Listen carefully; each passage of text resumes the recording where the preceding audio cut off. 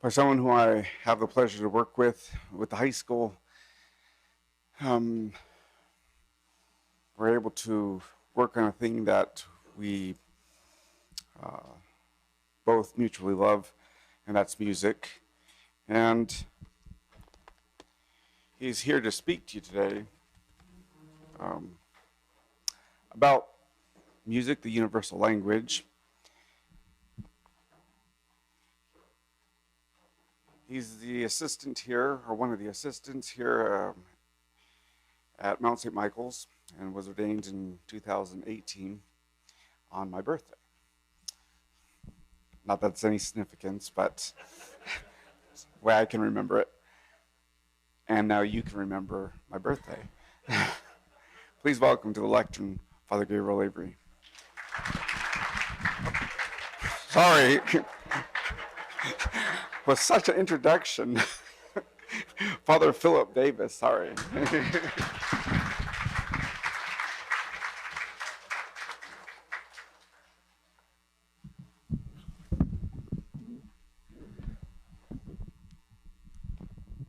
Thank you, Father.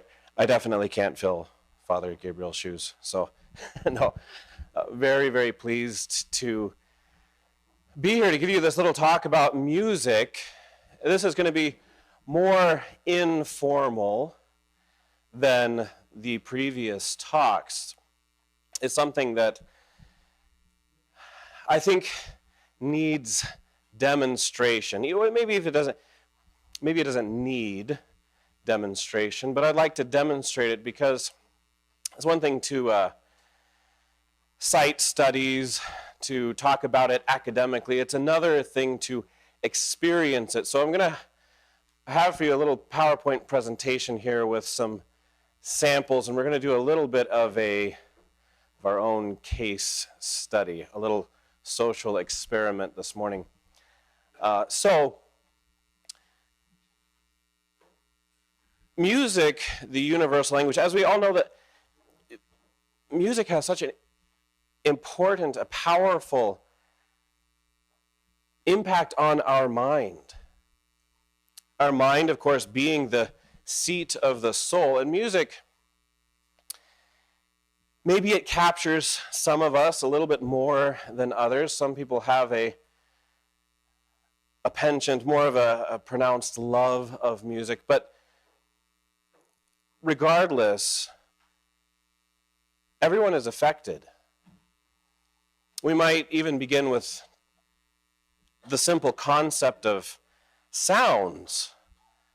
Sounds are an integral part of our daily life, goes without saying, and music much more. In the short term, it can affect our moods strongly, but even in the long term, in an overall sense, music continues to augment our very being. It forms, in a very real way, our tastes, and therefore our personalities, really who we are in a real sense. Music touches the soul. So we want to go through a few studies. There was one thing I was absolutely astounded when I started doing a little research for this topic, the amount of studies done by secular institutions on music. Of course, I think since our creation, we've known about the importance, the impact of music, and Holy Mother Church has talked about it first in great detail. But I want to go over just a few secular opinions on music and the impact it has on the mind. So I'll try to get through these kind of quickly. This is the dry part of the lecture. So first, music has a strong and lasting effect on the brain. There was a study published by the Harvard School of Medicine on the connection between music and a healthy brain. And this publication cited many different studies. Among the sources it cited was a book that was titled Musicophilia, that is the love of music, by a Dr. Oliver Sacks, a lot of initials behind his name. He was a renowned neurologist, a naturalist, a professional in the history of science, writer, etc. He lays out in extreme detail in this book the biological effects that music has on the brain. Now, I'm going to tell you, I did not read the whole book because it's way over my head. It's amazing the attention and the detail that has been put into these studies. What I want to read to you really quickly, one little excerpt, and this was given as sort of a layman's summary of basically what music does in the brain, at least initially. So, quote, sound reaches the cochlea in the form of vibration. The cochlea is filled with fluid that surrounds some 10,000 to 15,000 hair cells, or cilia. Vibrations of the stapes send fluid waves through the spiral-shaped cochlea. The fluid waves produce swaying movements of the hair cells. In turn, these cells release chemical neurotransmitters that activate the auditory nerve, sending electric currents to the auditory cortex in the temporal lobe of the brain. The right temporal lobe is essential to perceive pitch, which forms the basis of melody, chords, and harmony. Another nearby center is responsible for decoding timbre, the quality that allows the brain to distinguish between different instruments that are playing the same note. A different part of the brain, the cerebellum, processes rhythm, and the frontal lobes interpret the emotional content of music. There's a lot that goes into just this. We hopefully can gauge, even just from this little summary, the detail and the beauty of creation. But he goes into extraordinary detail, showing this process and citing study after study, and he talks about many different stories of the human experience that really show the power of music in the brain. So I'm going to go through just a couple more things here. Next, the music plays a major role in the formation of ideas. So there was another study. This was the National Institute of Health, published by the National Library of Medicine. They had really quite a large study with participants of both genders and of varying ages.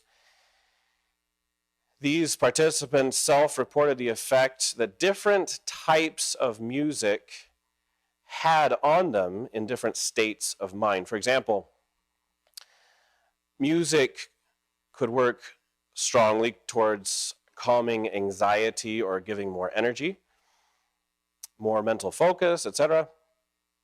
Participants were in some cases given the same task to perform, but then were given different music to listen to. And each type of music had a pronounced effect on the performance of the participants, specific to genre. This concluded not only that music augments the brain's performance and therefore the general outlook and ability of the individual, but that particular kinds of music affect the psyche in specific ways. In fact, the study found that those who listened to a certain type of music were more likely to give up on the task that was assigned as compared to those that listened to no music. Let's see if you can guess what type of music they were listening to. However, those that listened to a different genre of music were more likely to have a positive attitude and performed better than those with no music. We'll talk about the different types of music here in just a minute. But next, music elicits emotion more than any other stimulus. I started to delve into this topic, and I was just, again, blown away by the amount of studies done. It listed a few of them here. many, many studies attempting to prove the significance of sound and music specifically. Why is it so important? Why is it at least consistently more strongly impacting our emotions? And it's interesting, so often these studies go into some sort of evolutionary tilt. They say that, well, when the apes were sleeping in the trees, they had to be aware of sounds, and then that would kick into, their fight or flight instinct. Like, oh, okay, nice. So if you're ever sleeping in a tree, make sure you listen. But so of course, we know that this can't be the case from this evolutionary perspective. But I wonder, we can maybe see a little bit of a kernel of truth in this, because, for example, we know the immediate and the strong response of a parent, particularly a mother, waking from sleep to the sound of a crying child. So God definitely, he put in us an instinct, something to help preserve our lives, the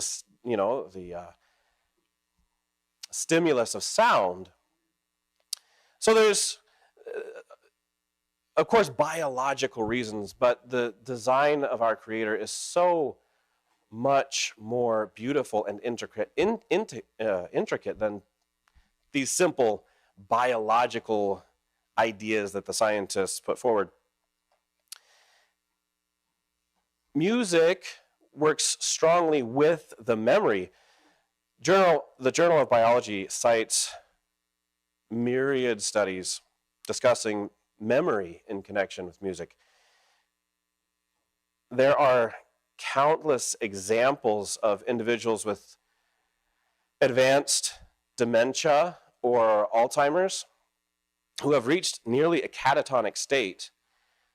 However, hand them an instrument that they used to play, and they'll be able to perform an entire piece without difficulty. Really, really fascinating. Music, of course, also helps to remember associated events. Even when there was no recollection of a memory prior to hearing the associated music, we've all experienced this. You hear a song from your past, and it brings up that those memories, that nostalgia, in a powerful, powerful way. So again, could go on and on and on about the studies, the scientific jargon about the effects that music has on the brain, but that's not really the purpose of our lecture this morning. I'd like to discuss the incredible variety of sounds included in the word music. This is probably the chief point of our lecture. We want to discuss the different styles of music and their effect on the mind, and consequentially, the effect they have on our soul. And so for our purposes today, I'm going to break music generally down into three distinct groups, and you have to bear with me. These are very complicated scientific terms. I'm going to break the music down into bad music, not bad music, good music. So, hopefully we'll all be on the same page. So when I say not good or not bad music, well, entertaining music is maybe a better category here. So it may be argued that all music can be broken down into only two categories, either good or bad. And this indifferent music or entertaining music, we might say it's at least performing the function of legitimate recreation. It's said that everything created is either a stepping block or a stumbling stone in our path toward heaven. And it's my opinion that this indifferent music, so long as it is truly innocent, is actually included kind of as a subcategory of good music. But we'll get there in just a minute. So first, unfortunately, we're going to discuss bad music. And this is another category that it kind of needs to be broken down into two groups. First, there's the music that must not be listened to. That is, it would be sinful. Rock and hard music, they so very often contain themes of impurity, rebellion, violence, anger, all manner of evil tendencies. And lyrics that promote these things are in and of them, it's bad. We must not listen to these. I'm not going to discuss this type of music. We're going to eliminate lyrics entirely. That's really a category that speaks for itself. We're going to talk about another category in bad music that to listen to it may not be seriously sinful, though if a person exposes himself or herself to it constantly and willingly, very easily could be sinful. So I want to, kind of in leading up to this, consider for a moment, again, the powerful effect of sounds. Music, after all, is an ordered collection of sounds. There, among so many of these studies that I've cited and many more, they talked about harmful effects of sounds even on plants. The pretty well-known group on the Discovery Channel, Mythbusters, even did a little segment on this. They had a little greenhouse, and they tried the different things. They thought that this was a myth, spent some time screaming at plants, a weird thing to do, but they did it, screaming at plants, and they had, it was well done. The plants that were screamed at died. They had the same amount of water. They had the same conditions. They showed significant signs of poor health. So, interesting.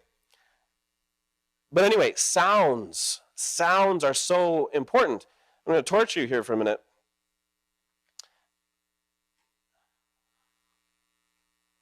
Oh, maybe.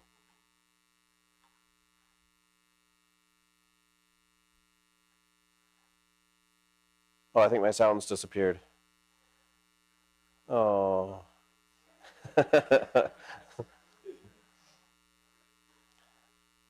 I was definitely going to stress you out. So we're going to go through what we have here in the bullet points. Fight or flight, there was an interesting frequency. I think they said it was 31 hertz. And it actually wasn't going to play on our speakers anyway because the speakers don't have a broad enough frequency range. But they call it the fear frequency. It's literally just a tone, but it gives a sense of unease. Like your immediate reaction is to kind of scrunch your shoulders and, is the ceiling falling? What's going on? Just one single tone. Really interesting. Aggression. Listen to clips of war, shouts, screams, explosions, bullets flying. Automatically gives us that fight or flight sort of response. Anxiety, I had this lovely clip of a baby crying that Every parent knows the sound, but it elicits this automatic response of the brain and even the body just to have these emotions. Depression, there was another just clip of, it was a few frequencies together, a kind of a dissonant minor chord. When listening to this, universally, across cultures, across temperaments, universally, people that listened to this said, oh, that's depressing. Just a sound. Really fascinating. The last clip was a clip of a beat. Really, there was nothing else involved, but there was an interesting pounding of a beat of a certain cadence. I wish that this were here. It was really interesting to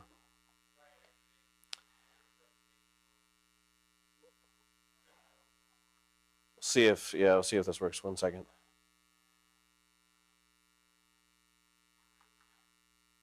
See if these play here.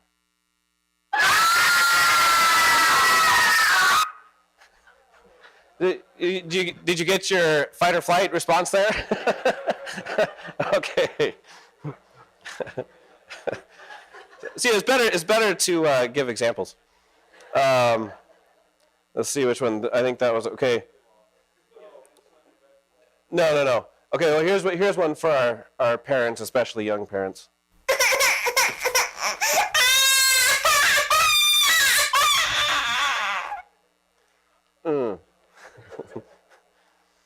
Okay, I think this one's the frequency here that people agreed was eerie, unsettling, even depressing.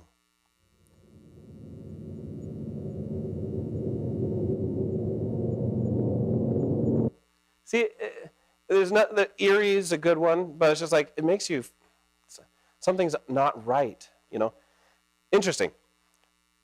So the last one here was that beat that I told you about. There's very little instrumental added on. There's just something I came across. This will, I think it will upset your Catholic sensibilities. There's nothing inappropriate involved here, but let's see what you think.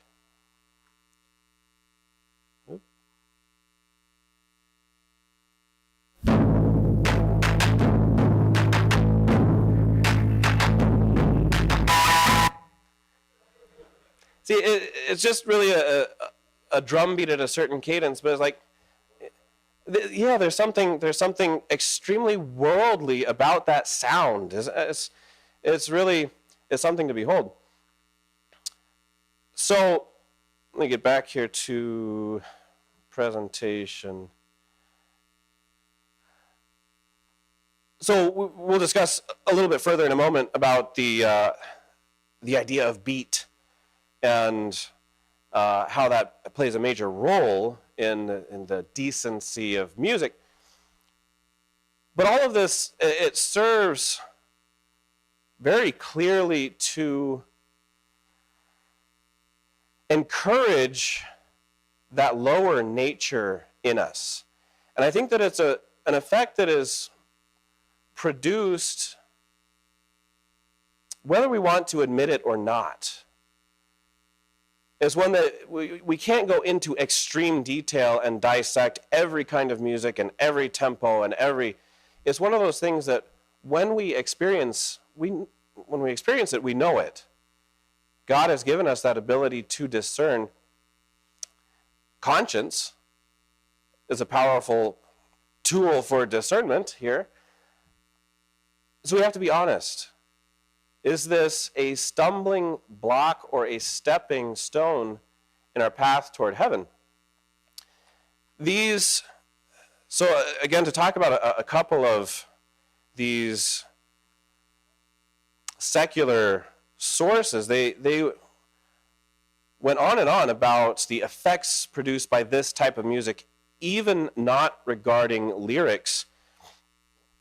The reported effects were reduced concentration and focus, The percussive and fast-paced nature of rock and hard music can hinder concentration and focus. Loud and distorted sounds bombard the listener's auditory senses. It becomes increasingly challenging to engage in tasks that require attention or critical thinking. Promotes negative emotions, such as anger, despair, anxiety, emotions conveyed even without the force of lyrics. Listeners then absorb this negativity, either consciously or subconsciously. Prolonged exposure to such emotions can be detrimental to mental well-being, potentially leading to higher stress levels and feelings of negativity. So, I think I'm probably preaching to the choir, no pun intended at all or anything, but this type of music is bad for the soul, plain and simple. What else needs to be said? It's a matter of discernment, a matter of conscience, a matter of making good choices. So I want to move on to the next category here, entertaining music. So this is a category that has a pretty broad span. It is not one that you can put strict definitions on. Again, when you hear it, you'll know it. Is it truly innocent? Does it fulfill a purpose, even the purpose of recreation? Because recreation is necessary. Innocent fun can be good for the soul. My own patron, St. Philip Neri, is known for this buoyancy of spirit, this very Christian joy. And he encouraged, of course, really heavily sacred music. He was a friend, a patron of Palestrina, called the Prince of Music. This is sacred music. But he also encouraged the writing of what were known as oratorios. They were not strictly sacred. They could not be sung in church, but usually had some good message.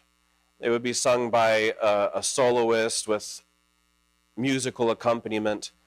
But it was good, innocent fun, and it almost always had some spiritual leaning or some moral.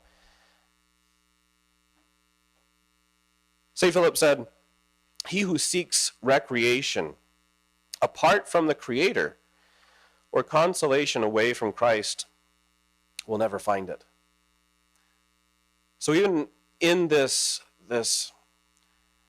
attempt to sometimes recharge our batteries to get a little bit of well-needed rest, we have to make sure that we are involving God. We cannot seek recreation apart from the Creator. So this lecture was not meant to be one on ascetical theology or on moral theology. So again, we won't be discussing the exact details of what makes innocent music innocent. Of course, lyrics aside. But I have another sound bite for you here. Tell me if you can listen to this and refrain from smiling.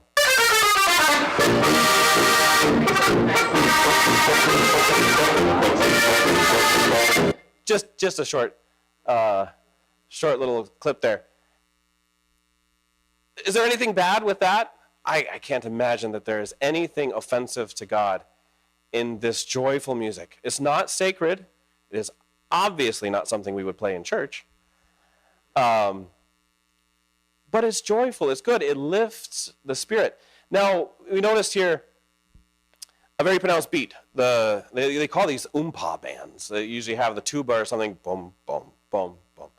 So it's a very pronounced beat. I remember being told one time that any beat is bad. In fact, the person giving the talk, rather dramatic about it, pounded on the podium. Do you hear this? This is evil. It's like, a broad statement. I think the point trying to be made was, okay, heavy beats, all that thing can appeal to the fallen nature like we showed. But that's a really rather a broad statement. In fact, all music is founded on rhythm and beat. So again, discernment is so important here. We have to perhaps take a step back and try to actually ask ourselves, what is the effect that this is having on me? It's really that simple. Is this good? Is it worldly? Is this necessary? Whatever the questions we ask, discernment is so key. So just another little tiny sample here of, again, this is for our Irish Catholics in the audience.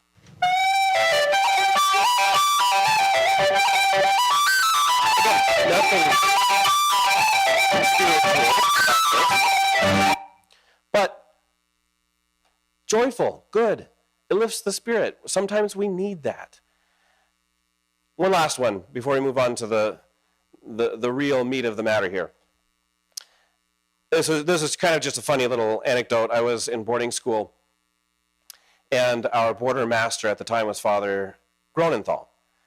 And he was, I think, already approaching 40 years old, and we had been out playing a lot of soccer and ultimate frisbee. And the next morning he came into class, and he's like, I found a song.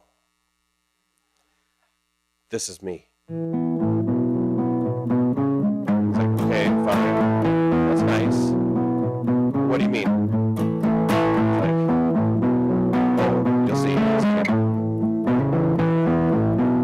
you know the song, you probably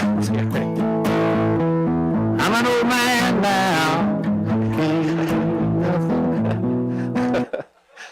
So, like, Father, we get you. At least now I'm starting to understand more perfectly. But so anyway, this type of music has its place. You know, it's not something to be scrupulous about.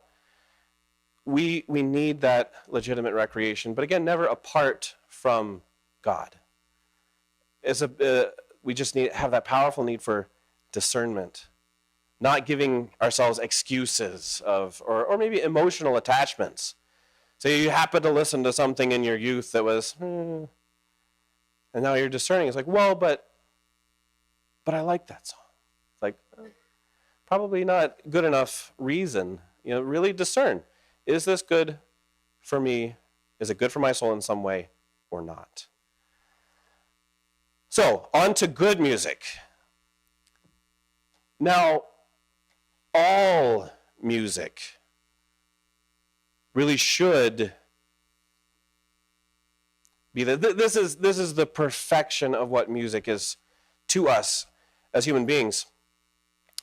Again, so many studies regarding even the buoyant classical music. We didn't even really discuss classical music. That's maybe between entertaining and spiritual somewhere, but it was really interesting. I read this in one of these secular studies. It said, sacred music has been shown to have a profound impact on individuals' spiritual well-being. This genre offers a path to connect with one's beliefs, reinforcing feelings of unity, peace, and devotion. It has been linked to enhanced emotional well-being, increased feelings of gratitude, and a sense of connectedness to something greater than one's self. That was really interesting coming from a secular publication. But truly, this is what music should be. That is, leading us to God. So to grasp the importance of music to the soul, we should first consider that our Holy Mother, the Church, has always used music in the sacred liturgy. That is, the official worship that mankind gives the Creator has for all these centuries been given, at least in part, in the form of song. And it must be noted, this was a tidbit Father Anaya gave me, the more solemn the liturgy, the more the church employs music. That's a beautiful thought. A quote here from St. John Chrysostom. He says, "Just as swine run to a place where there is mire, and bees dwell where there are fragrances and incense, likewise, demons gather where there are carnal songs, and the grace of the Holy Ghost settles where there are spiritual melodies, sanctifying both mouth and soul." This music inspires in us what is best, what is of God. So, might answer a nagging question some people have. Is sacred music boring? Some people are like, well, I would listen to it, but there's not much variety. I need something to pick me up. Well, I could not disagree more strongly. Sacred music is not boring or uniform or anything like that. So first, when I talk about the church's official music, that is Gregorian chant, which does, of course, help to ground us. Gregorian chant should help the soul to find that quiet and contemplation, that same quietness of soul that is so necessary to hear the voice of God. So I have a little slide for you here. Try to put yourself in these places. Imagine, see what sort of emotions wash over us.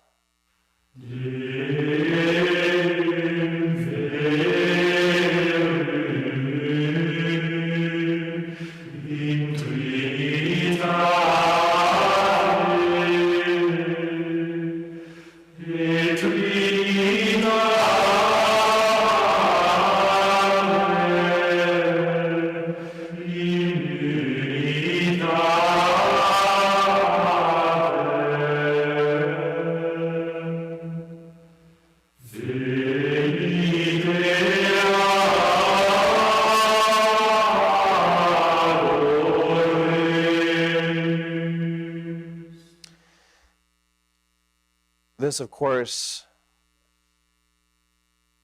it goes without saying. This should put us in a place that is very close to Almighty God. Again, that quietness of mind, that quietness of soul, where we can hear what God wants to tell us. So if we need a refuge from the chaos of daily life, maybe try listening to a little Gregorian chant. But I have to say, I'm going to try to expedite things here so we're not too late. Church music, however, is not all Gregorian chant. Another place I'd like to have you put your mental eye. This is a picture of St. Peter's Basilica. Have you ever been to St. Peter's Basilica? Grand beyond belief. And I tried searching for video. I was looking for video of perhaps grand papal entries into St. Peter's Basilica to give us a sense of the grandeur, the jubilation that the Catholic Church offers for these very special events. Now, there were some beautiful full HD, full color videos of antipopes. I preferred the shaky, grainy, black and white version of a true pope, but I set it to the music of Giovanni Gabrieli, who wrote in the late Renaissance. See what sort of emotions this evokes.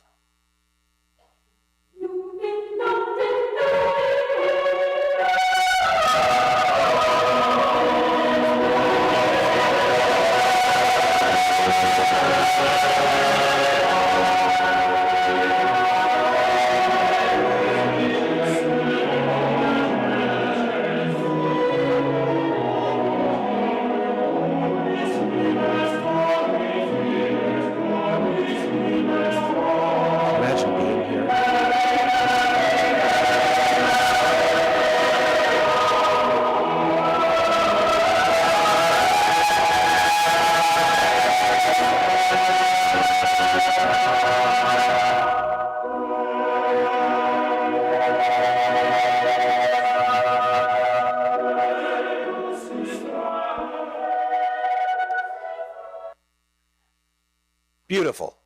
Beautiful. And that this music was written for occasions like this. So to say that the church's music is static or can only evoke certain emotions, well, I think you need to delve a little bit more thoroughly into the church's music. Absolutely astounding.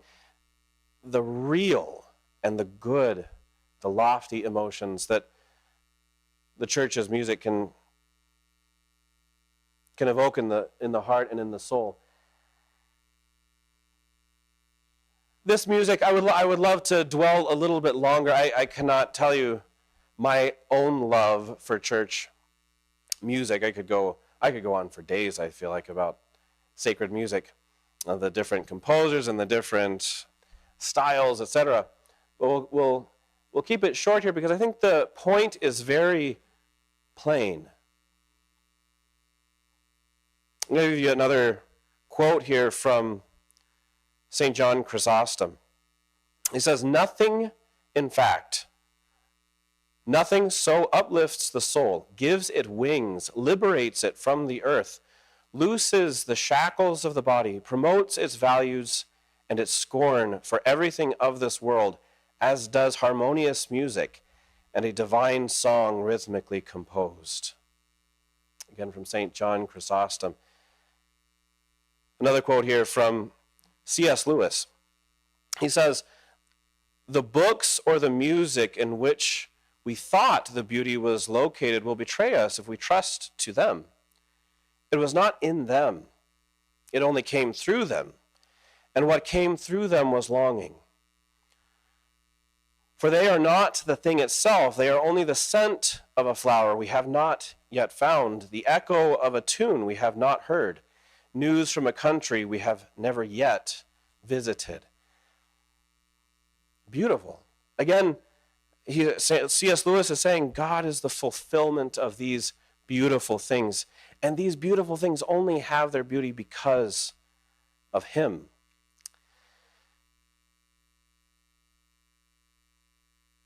So I'd like to conclude here. While it's true, musical preferences are subjective in a sense, it is still so crucial. We recognize the psychological impact that these different types of music can have on the mind. Rock, any kind of hard music with aggressive, negative themes contributes to aggressive, negative behavior. On the other hand, we can listen to music that lifts the spirit, even if it's for recreation. But what is more, we can help our soul with music. Another question, can we change our taste in music? Yes. Moving on. No, we actually can.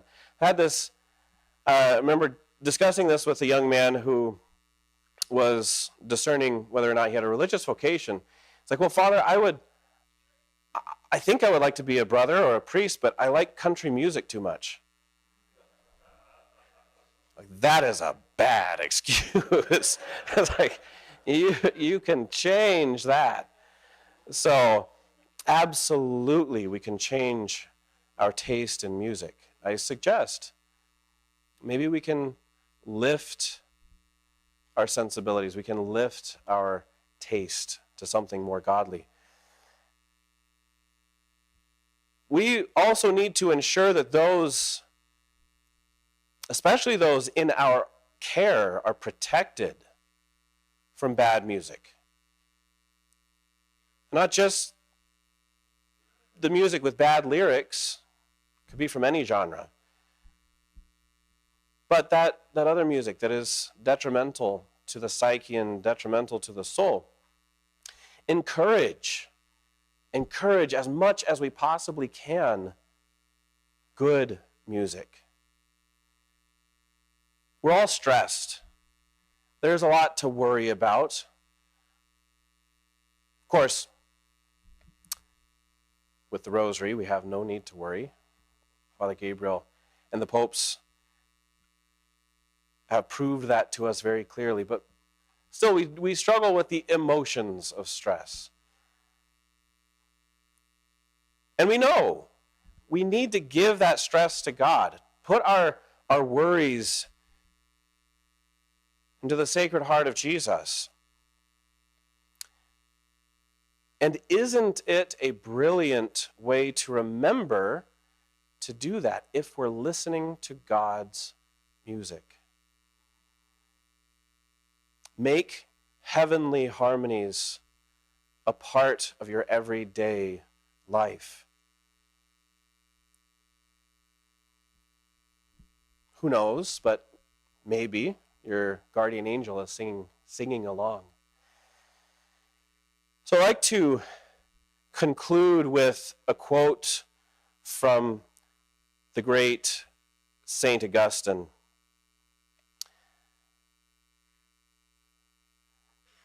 He says, "I feel that our souls are moved to the ardor of piety by sacred words more piously and powerfully when these words are sung than when they are not sung. And that all the affections of our soul have modes of their own in song and in chant by which they are stirred by an indescribable and secret sympathy.